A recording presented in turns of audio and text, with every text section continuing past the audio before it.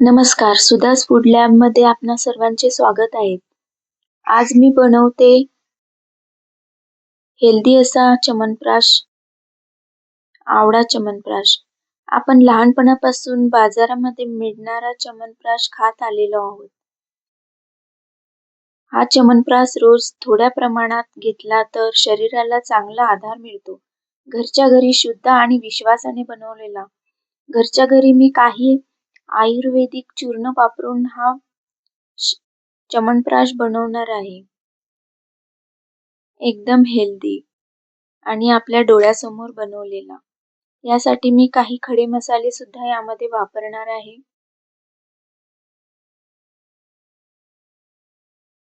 जसं की दालचिनी, स्टार फूल, जायफळ. आता मी आधी आवळे स्वच्छ असे धुवून घेतलेत आणि वाफवायला ठेवले चाळणीवरती. आणि तोपर्यंत मी इथं काही खडे मसाले जे ड्राय रोस्ट करून घेते. ब्लॅक पेपर, कार्डमम, दालचिनी, जावित्री आणि बेली लीफ. आणि त्याआधी मी गरम पाणी केलंय आणि त्यामध्ये काळा मनुका, केसर आणि खजूर भिजत घातलेले त्याची पेस्ट करून घेणार आहे. ते मसाले आधी कोरडे आपल्याला ड्राय रोस्ट केलेले मसाले आधी मी त्याची भरडपूर काढून घेणार आहे छान. पण ते कमी असल्यामुळे बारीक झाले नाही तर मी त्याला चाळणीतनं गाळून घेणार आहे.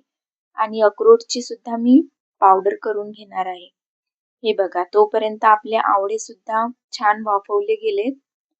2 किलो आवळे आणि त्यासाठी मी इथं तूप कढईमध्ये घालून घेतले आणि आवळे आणि तुळशी पत्र टाकून मी आवळ्याची पेस्ट बनवलेली ती सुद्धा मी तुपामध्ये छान परतून घेते.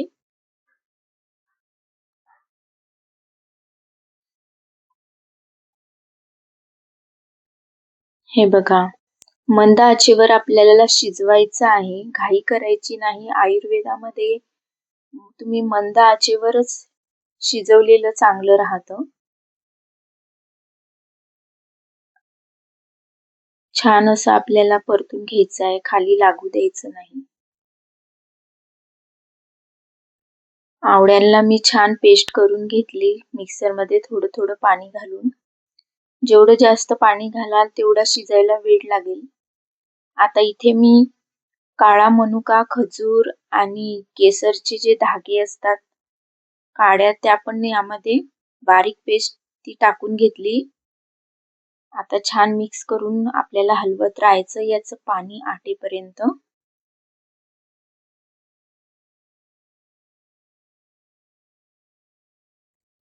हा आवळा तुम्ही रोज 1 चमचा असा खाल्ला तर खूप उपयोगी ठरतं. लहान मुलांसाठी, वृद्धांसाठी, घरातल्या सर्वांसाठीच रोज 1-1 चमचा. आता यामध्ये मी जे खडे मसाले केले होते ना त्याची पेस्ट गाळून टाकली कारण मला महीन हवंय, छान बारीक पेस्ट.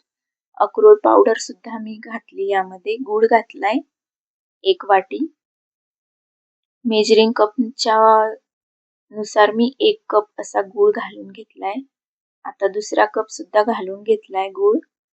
छान फेटून घेतलंय. अश्वगंधा घातली, ही शरीराला ताकद देणारी असते. 10 ग्रॅम घालून घेतली. आणि शतावरी पावडर 100 रोगांचा नाश करणारी अशी ही पावडर ती 10 ग्रॅम घालून घेतली. ज्येष्ठ मध आपल्याला 20 ग्रॅम घालून घ्यायचं आहे. कारण ज्येष्ठ मधामध्ये गोडवा असतोय, पित्तनाशक करणारी, पाचक म्हणून ओळखली जाते. आता इथे मी ब्राह्मी घालून घेतली. ब्राह्मी ही स्मरणशक्ती आणि एकाग्रतेसाठी, लहान मुलांच्या बौद्धिक क्षमता वाढवण्यासाठी खूप उपयोगी असते. लहान मुलांना सुद्धा हा च्यवनप्राश नक्कीच खाऊ घाला. रोज 1-1 चमचा. खूप फायदेशीर ठरतो. इम्युनिटी पॉवर वाढते आवळ्यामुळे आणि बरेच काही उपयोगी असते.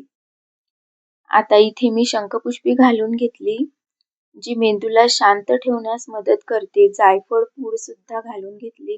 थोडं जायफळ खिसून घेतले. जायफळ सुद्धा पाचक असते, त्यासाठी मी जायफळ सुद्धा खिसून घालून घेतले. बघा किती छान आता आपलं पाणी आटत आलंय आवळ्यांमधलं आणि त्याच्यामध्ये दाटपणा यायला लागलाय. कलर पण इतका सुंदर यायला लागलाय ना.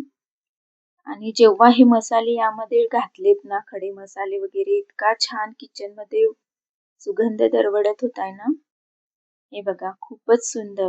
जसं काही मार्केटमधला रेडीमेड आवळा च्यवनप्राश आहे, असाच रेडी झालाय. तुम्ही जर माझ्या चॅनलवर नवीन असाल तर प्लीज माझ्या चॅनलला लाईक, सबस्क्राईब आणि शेअर करायला विसरू नका. आता दुसऱ्या दिवशी मी यामध्ये पूर्ण गार होऊ दिला रात्रभर आणि सहज टाकले. व्हिडिओ आवडल्यास लाईक, शेअर आणि सबस्क्राईब करा.